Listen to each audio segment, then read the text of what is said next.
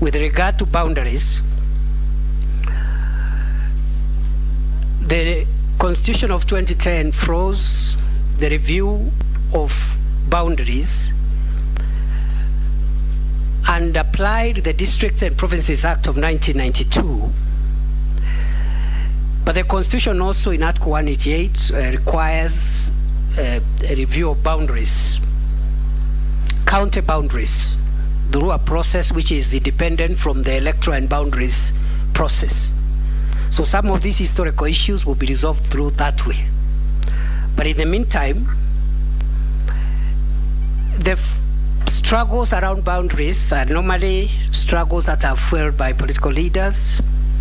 What I know from my experience as a leader is that there are genuine grievances among citizens about ownership of property.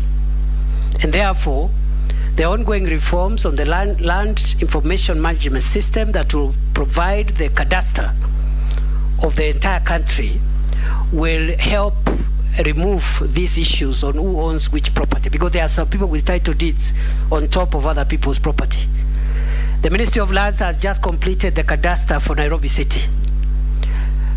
I have been fortunate to see that cadastre, and you'll be shocked, people owning plots on roundabouts, on top of people's buildings, and inside Karura Forest.